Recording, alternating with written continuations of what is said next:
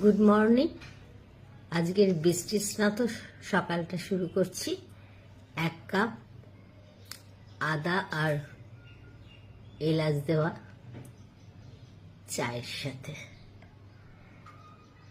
আমি চা খেতে খেতে কিছু কিছু টুকরো কাজ সেরে ফেলবো। যেমন ধরুন, টুকটাক কিছু মুদিখানা সেদিন একটু এনেছিলাম, যেগুলো আপনাদের আর আলাদা করে দেখাইনি।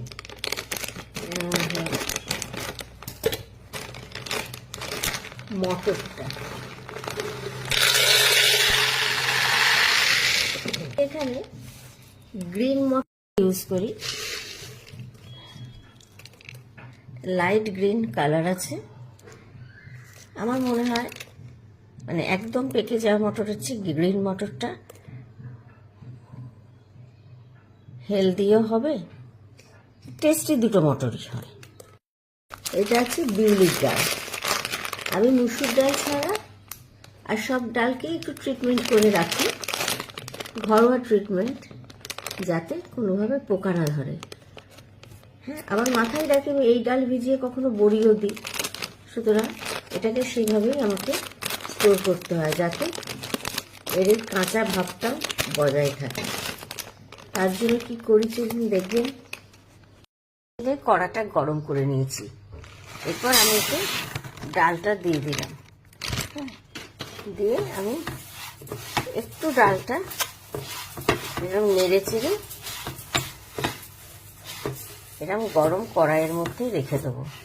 তাহলে আর ওটায় পোকা ধরার ভয় থাকবে না, আবার পুরো রোস্ট হলো না, আবার একদম কাঁচাও রইল না।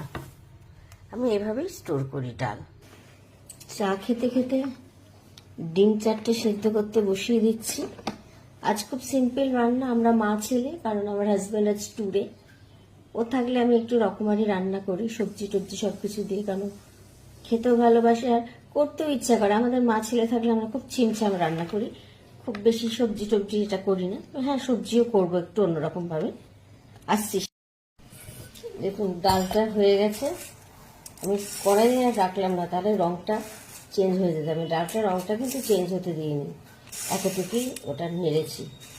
এবার এটাকে একটা অন্য পাত্রে রেখে দিলাম ঠান্ডা হওয়ার জন্য। ডিনারের জন্য আমি মটরটা ভিজিয়ে দেবো।